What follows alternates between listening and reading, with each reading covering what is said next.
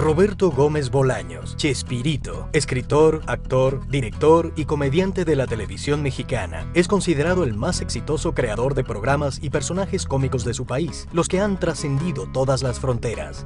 El Chavo es su más exitosa creación y lleva 40 años ininterrumpidos al aire, conquistando audiencias televisivas en más de 90 países y habiendo sido doblado a más de 50 idiomas. Otra de sus creaciones, El Chapulín Colorado, se convirtió en un icono que desplazó de las pantallas latinoamericanas a los superhéroes de la cultura norteamericana. Creo que él ha trascendido. Una de sus grandes fuerzas ha sido quizá el crear todas esas frases que le dieron personalidad y que le dieron características y que lo hacen inolvidable. Creador de un humor universal sin fronteras, triunfador en el cine y el teatro, donde obtuvo récords de taquilla. En la radio y la televisión, sus programas alcanzaron los más altos niveles de audiencia. Él demostró que se puede hacer una televisión, un espectáculo sano, exitoso. Roberto Gómez Bolaños, un hombre que triunfó como artista y como ser humano, cuyo mayor reconocimiento es la respuesta y cariño de millones de personas en todo el mundo que idolatran sus programas y sus personajes, y de su familia, quien lo admira y respeta como hombre. Yo pienso que tiene un contenido sociológico que no ha sido visto así por las clases intelectuales. Roberto Gómez Bolaños es el segundo hijo de una familia de clase media, nacido el 21 de febrero de 1929 en la Ciudad de México. Mi característica principal fue el miedo siempre, de niño. Recuerdo que me daba miedo asomarme abajo de las camas, como que estaba algún diablo o algo así. Y de jovencillo peor, entonces por eso era yo peleonero, pero por miedo. El padre de Roberto era Francisco Gómez Linares, un hombre talentoso, aficionado a la pintura, al teatro, la música y la declamación. Un pintor que llegó a ser un prestigioso ilustrador y retratista. Él hacía las ilustraciones del Universal Ilustrado. Ilustraba además cuentos, por ejemplo, de Martín Luis Guzmán, uno de los escritores más famosos y mejores de México. Un hombre bohemio, cuyo ritmo de vida social provocó su temprana muerte a causa de un derrame cerebral cuando su hijo Roberto apenas contaba con 6 años de edad. Porque tomaba y había muchas mujeres guapas. La bebida incluía el ajenjo y algunas cosas tan fuertes como eso. De hecho, cuando le dijeron que su papá había muerto, él me cuenta que se sentó en una ventana porque no creía que no fuera a volver. No vino nunca, pero quería yo que llegara. Y luego, en toda mi vida he seguido soñándolo y que nos encontramos, platicamos y me dice, pero me tengo que ir ya. Lejos de una herencia, o al menos de su tranquilidad, Francisco Gómez había partido dejando deudas y sorpresas a la familia. Cuando se casó mi mamá, había sucedido como en las películas. Si hay alguien que se oponga a este matrimonio, que lo diga ahora o que calle para siempre. Pues entró una señora y dijo, yo me opongo. Consternación en la iglesia. ¿Por qué? Porque este niño es hijo de él, y si era cierto. Después, cuando murió mi papá, volvió a ir la señora y dijo, algo me debe de haber dejado don Paco a mí. Quiero compartirlo. Y mi mamá le dijo encantado, porque lo que dejó fueron deudas a grande.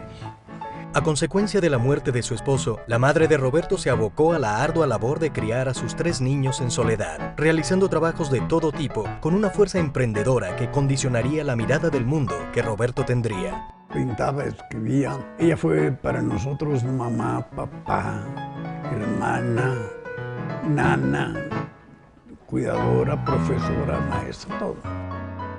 La corta estatura de Roberto y el entrañable miedo que luego reproduciría en muchos de los personajes interpretados por él, llevaban a Roberto a liarse a golpes desde muy pequeño y vencer a niños más grandes. Su habilidad para los puños lo llevaron a practicar el boxeo, actividad que realizó durante años a escondidas de su madre. En la preparatoria fui subcampeón el primer año y campeón el segundo. Entré a los Guantes de Oro, la competencia más fuerte del boxeo amateur. Otra de las habilidades de Roberto fue el fútbol, donde llegó a brillar como jugador amateur. Era muy aburrido, porque lo único que sabía hacer era estar mete y mete goles, mete goles todo el tiempo. Él fue un gran jugador de fútbol. Yo creo que pudiera haber sido profesional si hubiera tenido la corpulencia correspondiente, pero no era muy finito de estatura y de complexión. La ventaja en el fútbol es para el bajo, porque el juego es a ras del suelo y está en la cerca. Ya en la adolescencia, su carisma, su natural destreza física y las múltiples artes en las que ya se involucraba, como la música, la pintura y la escritura, lo llevaron inmediatamente a convertirse en líder de una pandilla de barrio en el México de los 40.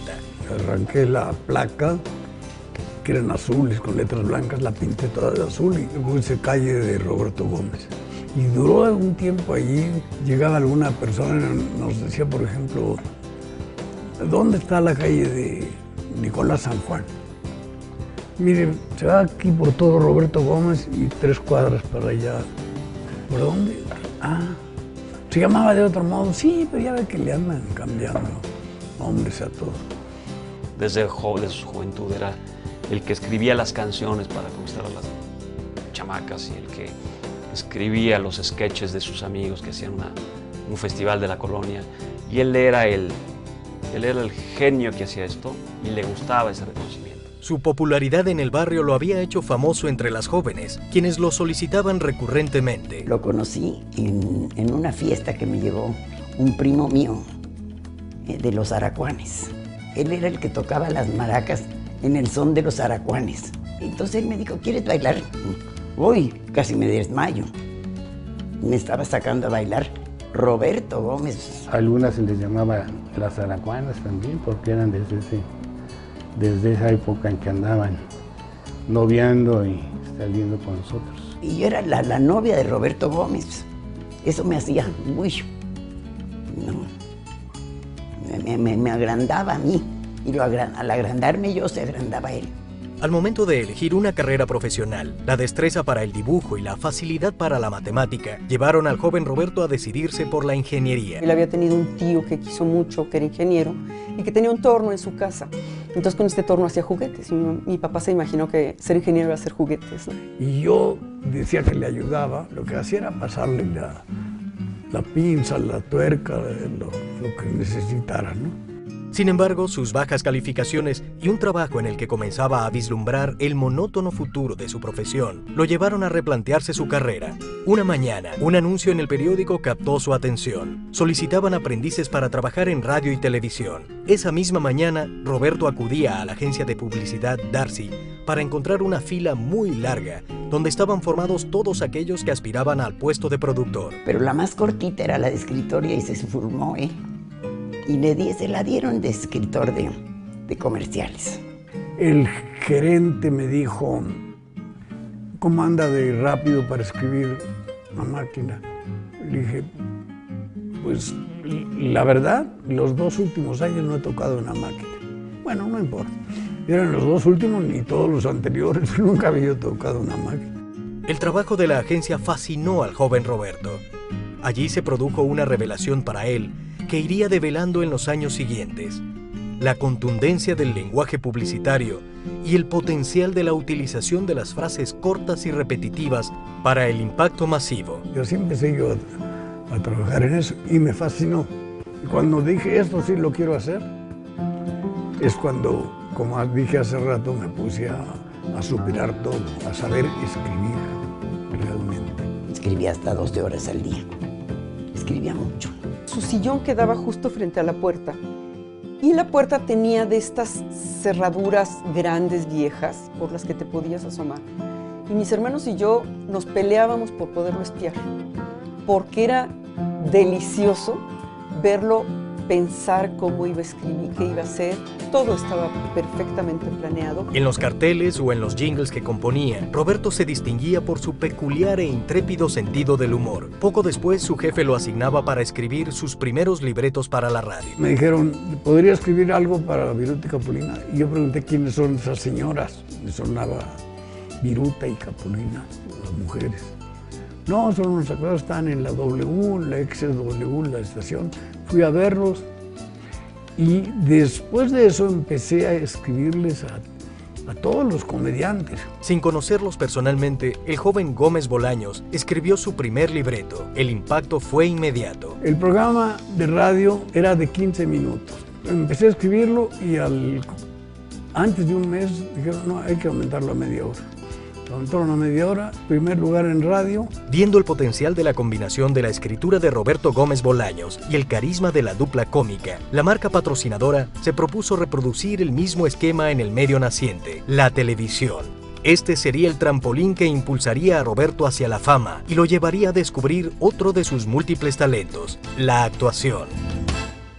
Roberto Gómez Bolaños había alcanzado la fama como escritor para los programas de radio de Viruta y Capulina. Y ahora, llegando al medio televisivo, se abrirían nuevas posibilidades y también nuevos retos.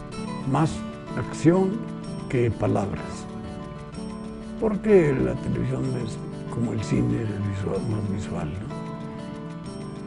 Y lo logramos. Este novedoso formato, cómicos y canciones, disparó la imagen del dúo, iniciando una sociedad entre los actores y el escritor que llevaría a Viruta y Capulina a la cima de la fama de los años 50 en México. Estaba muy metido en lo que era el trabajo. Estaba muy preocupado en qué tenía que ganar. No quería millones, por lo menos eso me decía a mí. Vivíamos muy discretamente. Yo tenía un sueldo pequeñísimo, pero tampoco lo resentíamos demasiado. En un departamento muy pequeñito. El amor que unía a Roberto y Graciela pronto dio sus frutos. 5 mujeres y un varón alegrarían la nueva casa donde Roberto descubriría otro de sus matices, el arte de ser un cariñoso papá. Mi papá participaba mucho, nos hacía reír también mucho, jugábamos, nos explicaba muchas cosas. No había nunca un castigo, un regaño. Te preguntaba, ¿tú crees que es correcto lo que hiciste? ¿Te parece que esto es bueno? Y eso te movía más que cualquier otra cosa. Mi papá el Día de Muertos abría la puerta de la casa, ponían una fogata en el jardín, compraban salchichas y malvaviscos y todos los vecinos entraban con nosotros a jugar. Somos familia muégano, que a todos lados vamos juntos y con cualquier pretexto festejamos, nos juntamos. Tocaba la guitarra y cantaba con nosotros, hacía como sesiones de cantar y de tocar la guitarra. Me pedía que yo hiciera segunda y nos poníamos a cantar horas y horas y horas. Podía llamarte y decirte, me equivoqué, tenías razón y estaba mal. Pedirte perdón. Yo no oía nunca a una de mis compañeras que dijera que su papá le había pedido perdón. Lo veo como un sabio que nos ha sabido conducir por la vida a los hermanos que somos muy diferentes en muchos aspectos y es parte de su sabiduría, ¿no? Mi infancia en realidad transcurrió en los programas de Viruta y Capulina que se hacían en vivo, lo que significaba escribir durante la semana, ensayar toda la mañana. Yo me acuerdo de haber ido al foro en donde se hacía el programa de Viruta y Capulina. Eran mi tío Capu y mi tío Viru, o sea, ¿no? Los sentíamos parte de la familia realmente. Cómicos y canciones fue un ámbito de exploración para el inquieto y creativo Roberto, donde su afán artístico se incrementó. Pronto sentiría la necesidad de la actuación. Comenzó entonces a interpretar pequeños papeles donde sobresalía por sus ágiles brincos y caídas, producto de la práctica deportiva. ¡Claro que sí! ¡A usted, señor! Una magnífica oferta les traigo esta vez. Se trata de una sortija con brillante solitario de la mejor calidad. Se las puedo vender a ustedes. Ustedes se podrán fijar que tiene un brillante, 2 esmeraldas, una montura perfecta que ni en Kimberly de Nueva York se la podrán hacer. Si ustedes me... Por favor, señores, les estoy haciendo una oferta que ni ustedes mismos la podrán encontrar. Por favor, tengan la amabilidad de comprar. ¿Qué ventaja tiene usted con eso? caballero, es de lo mejor que puede usted encontrar en cualquier parte. Yo les suplico a ustedes tengan la bondad de comprarme una sortijita que nada les va a costar, caballero. No se lo puedo vender a un precio ridículo, verdaderamente ridículo, y ustedes me podrán ofrecer. Me costó trabajo, pero lo saqué. Que vino un comprador, pa' fuera. La primera vez que yo actué en un programa, ya tenía 29 años, y fue porque faltó un actor.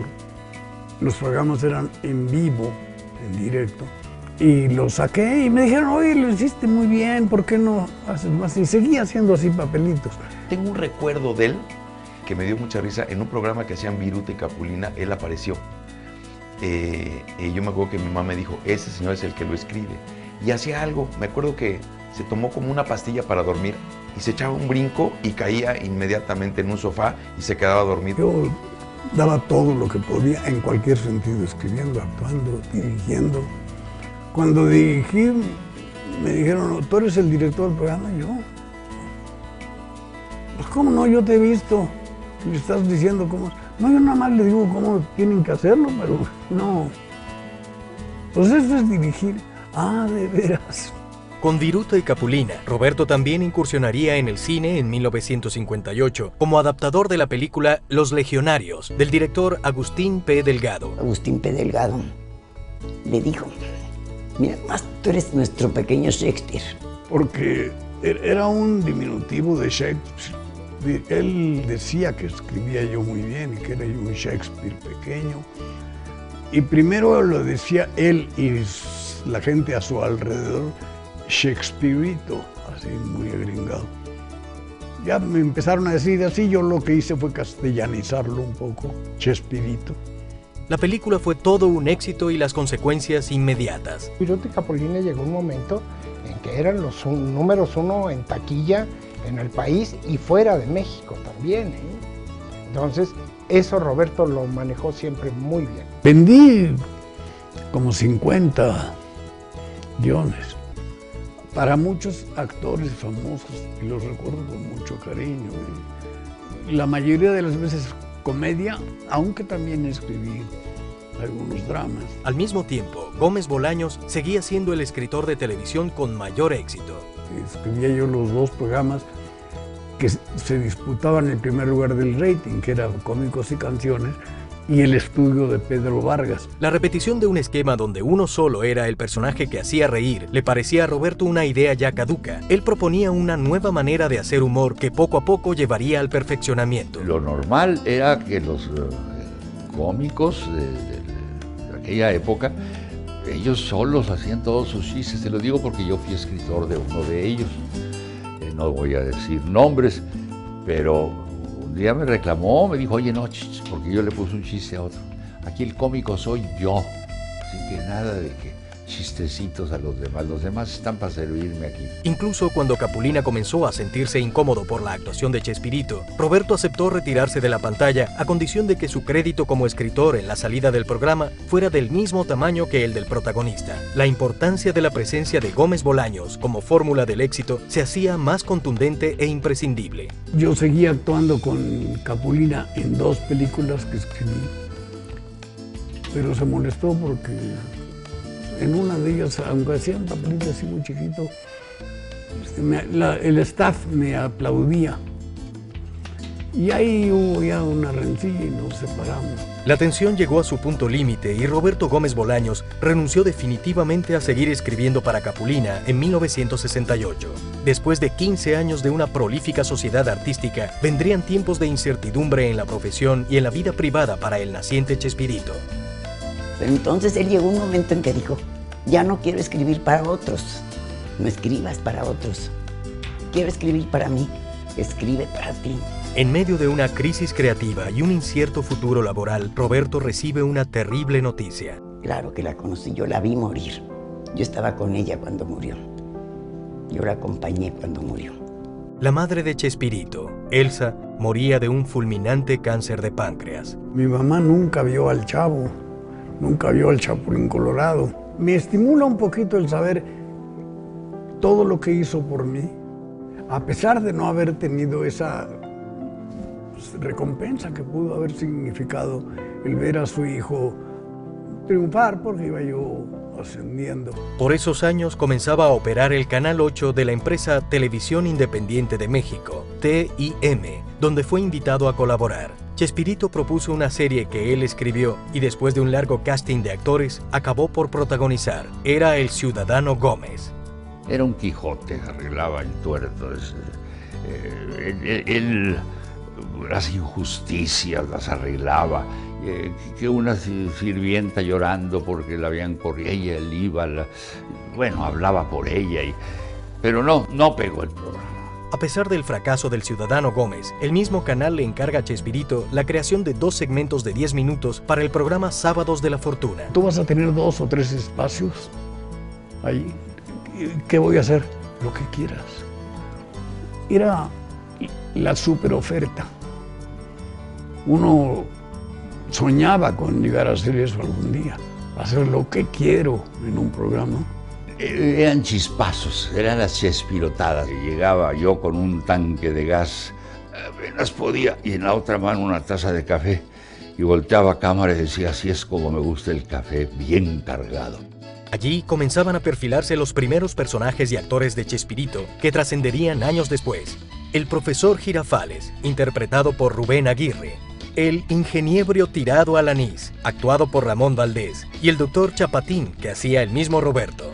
Se fue la luz en mi casa y cuando subí las escaleras vi en la planta alta un viejito a medio pasillo y empecé a pegar de gritos. Yo decía, ¿quién eres? ¿Quién eres? Mi papá me abrazaba, soy yo, soy yo. Estaba como probando su personaje del doctor Chapatín. Y a veces eran las 8:30 y no nos daban todavía, y nosotros ya sentados listos y los teléfonos sonando hasta que se dio cuenta el director general, el gerente, y dijo, a ver, vamos a hacer una cosa, quiten de allí a la mesa cuadrada y me le dan su propio espacio. El nuevo programa a cargo de Chespirito inició el lunes 14 de octubre de 1970 en horario estelar, a las 8 de la noche. Se llamó La Mesa Cuadrada. Y entonces Sábado de la Fortuna se acabó, porque sin La Mesa Cuadrada no funcionaba bien. Era un elogio para nosotros. El programa escaló rápidamente en la audiencia, convirtiendo a todo su elenco en personajes públicos. Sin apenas darse cuenta, la vida de Chespirito comenzaba a cambiar. Y Roberto me volteaba a ver y ya dimos autógrafos, ya somos grandes, ya dimos un autógrafo. Sin saber que después se nos cansaba la mano de dar autógrafos. A pesar de la popularidad, Chespirito no se durmió en los laureles. Su creatividad era floreciente y estaba a punto de crear el personaje que lo catapultaría a la fama internacional. Tras los sucesivos éxitos en radio y televisión, Chespirito había obtenido su propio programa semanal. La necesidad de crear nuevos sketches lo impulsaría a idear el personaje que lo haría famoso en todo el mundo. Había ofrecido a un buen número de actores, de un buen número, 4 o 5 comediantes famosos o rumbo a la fama, y todos lo despreciaron, no les gustó. El valor no consiste en carecer de miedo, sino en superar el miedo. El Chapulín Colorado lo hacía consciente de que era pequeño, tonto, débil, torpe, pero con todas esas deficiencias, pero sobre todo el miedo, que lo demostraba a cada rato, pero se enfrentaba al problema. Ese es un héroe. Pero quizá el mayor acierto del Chapulín Colorado fue su acervo de dichos y frases que de inmediato la gente incorporó a su lenguaje cotidiano, primero en México y luego en todo el continente. Lo hice intencionalmente para buscar pistas en el suelo. Todos mis movimientos están fríamente calculados. Lo sospeché desde un principio. Se aprovechan de mi nobleza. En momentos como este es cuando hay que aplicar lo que dice aquel sabio refrán. No por mucho madrugar, que vas deprisa. La repentina partida temporal de Rubén Aguirre obligó a Chespirito a inventar un nuevo sketch que sustituyera al popular dueto de Los Loquitos con un nuevo personaje. Un niño pobre, tierno y rompecorazones que interpretaría él mismo. Y gustó mucho y dije, lo dejo a que siga funcionando ya. Y funcionó y fue el Chavo del Ocho, fue el gran hallazgo. Tenía que ser el Chavo del Ocho. Fue sin querer queriendo. No te juntes con esta chusma. Sí, mami. ¡Chusma! ¡Chusma!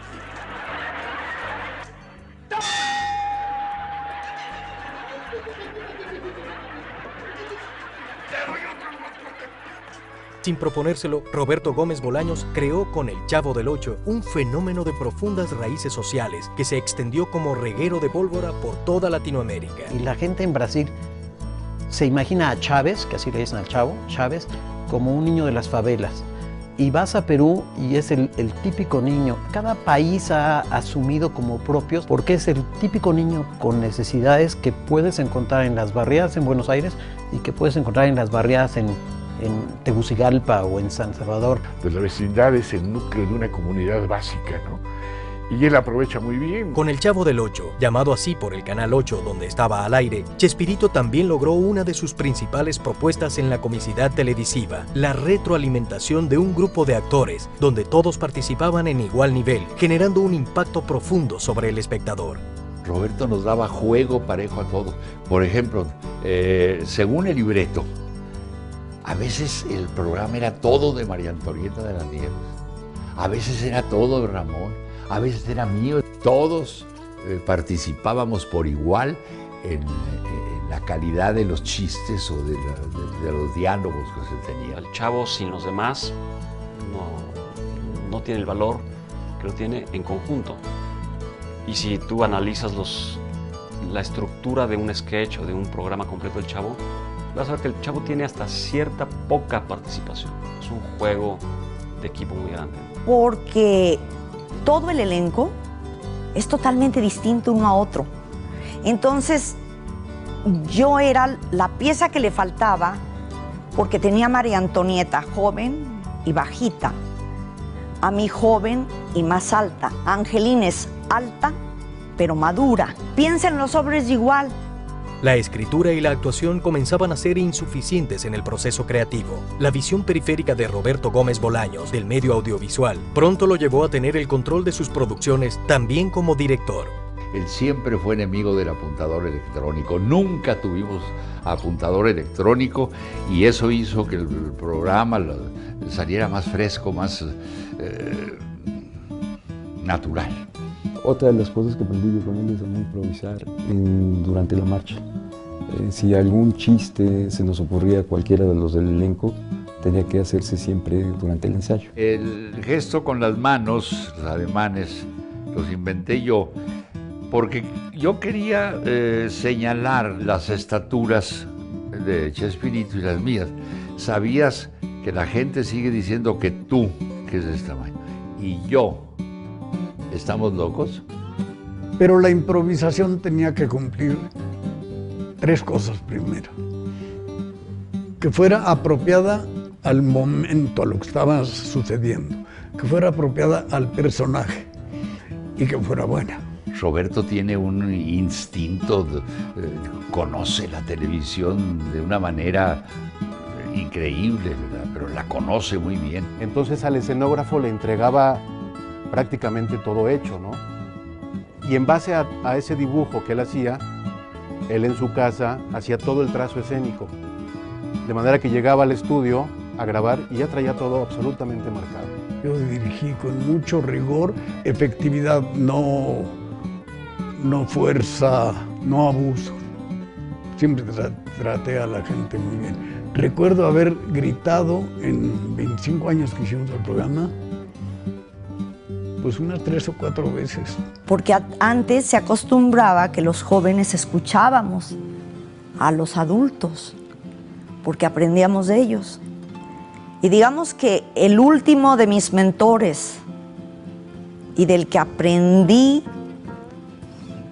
todo lo que él me permitió que aprendiera fue Roberto Gómez Bolaños. Como el padre cariñoso y cercano a su familia que siempre había sido, Chespirito podía observar las actitudes y juegos de sus hijos, los que fue imprimiendo y eternizando en la memoria del público a través de sus entrañables personajes. Por ejemplo, una de mis hijas brincoteaba como el Chavo, con nervios. Oye, papá, y luego que llegábamos y hacía así los pasitos. Ah, mira, sí, justo las botellas y luego y todas las...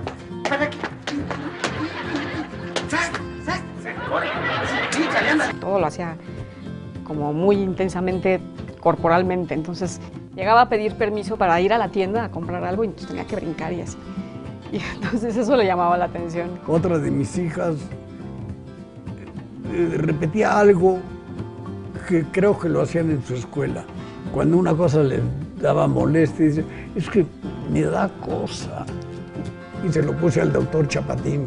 Yo lo hacía de niña y entonces el Chapatín, por eso hacía así. Mi papá siempre fue muy cercano, no nada más a nosotros los hijos, sino a los sobrinos, a los jóvenes de la familia. Una vez me tocó que salió corriendo de grabar y llegó vestido del Chavo. Y sí fue choqueante bonito. Porque aunque pues yo sabía que mi papá era el Chavo, lo veía en la tele, ¿no? Pero ver entrar a la casa al Chavo, pues yo era una niña que era fanática del Chavo. Y fue así padrísimo, me acuerdo que sí, me emocioné mucho. La popularidad del programa comenzaba a inquietar a la competencia y Roberto es tentado a cambiarse de televisora. Emilio Azcárraga Milmo, dueño de Telesistema Mexicano, le ofrece una suma escandalosa. Y entonces dijo, no, espera, no puedo porque tengo un contrato vigente. Finalmente, Azcárraga no se vería obligado a esperar a que Chespirito cumpliera su contrato, pues Telesistema Mexicano y TIM se fusionaron para conformar la poderosa Televisa. Años después el señor Azcárraga le reconocía el no haber pateado quienes le habían dado la oportunidad importante. Me llamó la atención de varias cosas. Una de ellas, la principal de todas, era la enorme, pero enorme sinceridad que se le veía y que se le oía. Al hablar, al tratar con él, era un hombre es el hombre más parejo que yo he conocido en toda mi vida. Pero de veras un hombre. Los programas de Chespirito pasarían en idéntico horario del Canal 8 al Canal 2, manteniendo su primer lugar en audiencia, y el Chavo perdería su apellido del 8. Este hecho fundamental abriría para Televisa el mercado internacional. Una cosa que nos enorgullece mucho y que mucha gente no sabe, el Chapulín Colorado fue el primer programa mexicano que se internacionalizó. Guatemala fue el primer país en comprar la serie y Ecuador el primero en Sudamérica. Con excepción de Cuba, vendrían en cascada el resto de los países del continente, incluyendo los Estados Unidos. Sus programas fueron doblados a más de 50 idiomas y triunfó en naciones muy lejanas y diversas culturalmente, como China, Japón, Italia y Angola, entre muchas otras. Es que el Chavo del Ocho para mí es el verdadero ícono de don Roberto y ese es el que yo diría que es nuestro Mickey Mouse, sin duda. Finalmente la fama se desbordó. Los programas televisivos no eran suficientes. La gente necesitaba ver a Chespirito en vivo y en directo. Comenzaron entonces las giras, primero por ciudades del interior de México. Pueden dar un show en Xochimilco, que está aquí a la vuelta, con un Chapulín Colorado, sí. Y fuimos y la gente mucha. Y acabamos y se acercaron y a mí me dio miedo. Entonces me retiré y corrí y me persiguieron y me caí y tuvo que rescatarme la policía porque estaban encima de mí. Ahí me di cuenta de que pues, era por cariño, pero los cariños matan a veces. Roberto se empeñó en que la gente no iba a ver lo mismo que veía en la televisión.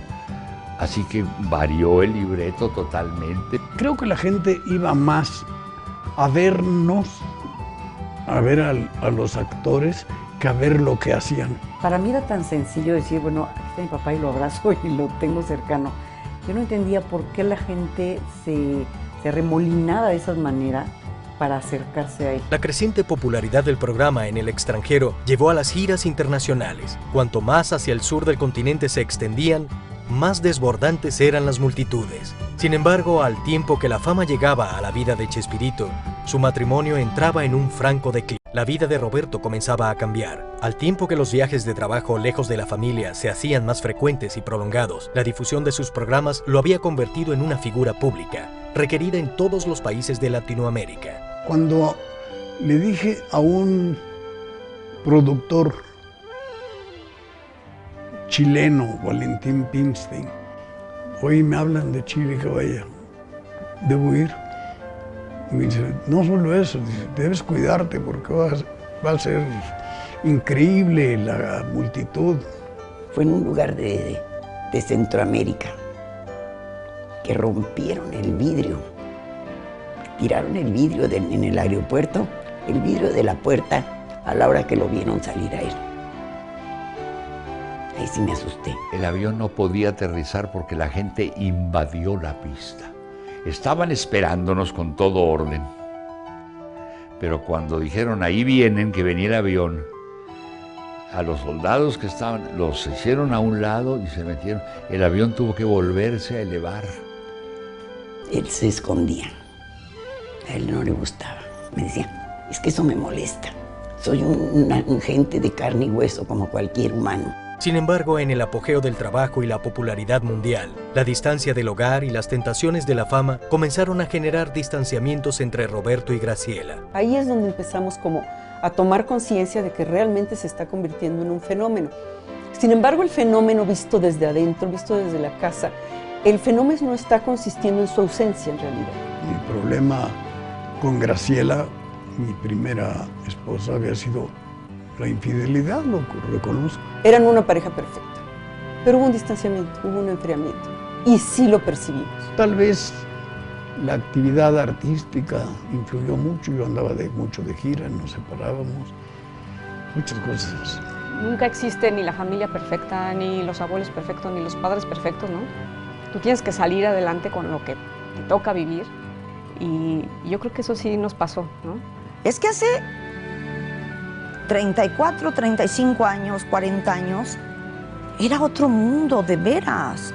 Entonces, todo era mucho más discreto y fuimos realmente muy agredidos, víctimas de los medios, de todo, pero no como ahora de que los acose todo, no. Yo era una malvada, robamaridos, y él era un desgraciado que dejaba y no dejaba a sus hijos. Realmente ha sido un padre extraordinario. Esos 23 años fui muy feliz. Y ya cuando él se fue, primero lo sufrí mucho, mucho, mucho, mucho. La sigo queriendo. Ya no es mi mujer, pero como una hermana la quiero mucho y la ayudo en todo lo que puedo. Y ya a los 23 años, dijo, ya se te acabó tu cuota. Y Florinda se lo llevó. Poco después del divorcio, Chespirito haría público un romance con una integrante de su cuadro de actores, Florinda Mesa. Si alguien te divierte, si alguien te hace la vida amena, si te habla muy bonito, si te escribe poemas, si te hace dibujitos, te pinta, te dibuja cuando estás sentada y tú nomás ves que te ve y haces así, y de pronto va y te enseña en la hoja trasera del libreto que él manejaba dirigiendo, y te enseña cómo te pintó, te sientes súper halagada, ¿no? En Chile. Eso lo tengo muy presente porque además fue la iniciativa útil, fue la de ella, porque yo he sido tonto en todo eso. Me dijo, si quieres besar a alguien, ¿por qué no me besas a mí? Esta relación le daría a Roberto un nuevo aire que se traduciría en un poderoso impulso a su creatividad. Desde que la fama lo tenía atrapado con sus programas y giras, Chespirito había hecho a un lado el cine, pero ahora Televisa quería aprovechar su popularidad para lanzar una película. Sin embargo, Gómez Bolaños se negó a hacer cualquier film en torno al Chapulín Colorado o al Chavo, sorprendiendo a todo su público al dar rienda suelta a su pasión por el fútbol con El Chanfle, donde todos sus actores interpretaban papeles totalmente distintos a los de la pantalla chica. El éxito fue instantáneo e inmediatamente siguieron las películas Charrito, El Chanfle 2 y Don Ratón y Don Ratero, escritas, dirigidas y actuadas también por él. Yo lo aprecio muchísimo como escritor, pero me sorprende su capacidad de actuación, ¿no? Es escritor, es director y es actor, lo que quisiéramos hacer todos los escritores, ¿no? Yo creo que Roberto forma parte de esa generación de autores, actores, directores, de ese gran prestigio que ha tenido el cine mexicano en todos sus géneros, ¿no? Las consecuencias de la fama no se hicieron esperar en los actores del elenco. Pronto, muchos de ellos, embriagados por las mieles del éxito, comenzaron a desertar del programa. Entre ellos, Carlos Villagrán, Kiko. ¡Cállate, cállate, cállate, cállate, que me desespero! Tuvimos algunos problemas después, pero yo no los mezclo tanto porque me interesa el tiempo que trabajó conmigo. Se fue Kiko, le avisó a Roberto y todo. Roberto, pues, ya me pagan tanto. Como le dijo Roberto, pues vete, nada más que el nombre de Kiko es mío, ese no lo puedes usar. Y valió, él usó el nombre de Kiko hasta que se cansó. Pues,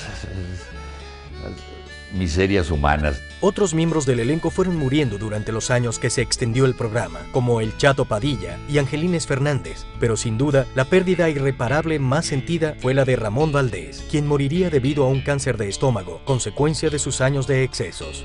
Si tú vas a Brasil, hay páginas enteras y casi hay una religión para Ramón Valdés. Es un ícono, me atrevería a decir, más grande que el Chavo, porque se fascinaba escribiéndole con él, le divertía enormemente escribirle a él. Mientras tanto, gracias al impulso de Florinda Mesa, Chespirito estaba a punto de tomar revancha con el teatro, un pendiente en su lista de éxitos. Florinda fue la que me dijo, ¿por qué no aumentas al chofer el papel en esta forma y lo interpretas tú y la montamos? La obra 11 y 12, el mayor éxito en la historia del teatro mexicano, acumuló más de 3.200 representaciones, contando giras y temporadas cortas por México y el extranjero. Me daba cosa, porque entraba yo al escenario y un aplauso que me impedía empezar a actuar.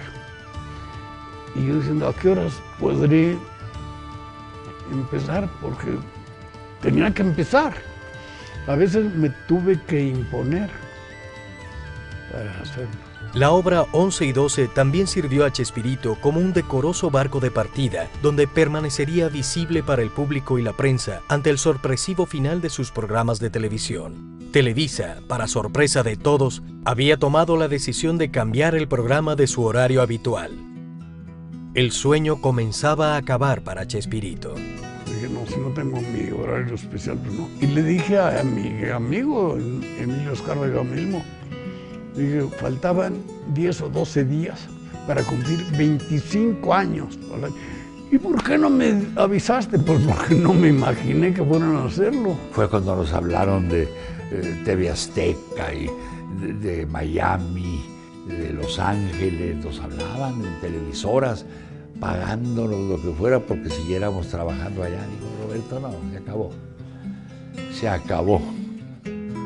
Chespirito decidió dar por terminado el programa. En su opinión, el Chavo y el Chapulín Colorado debían descansar antes de que dieran lástima.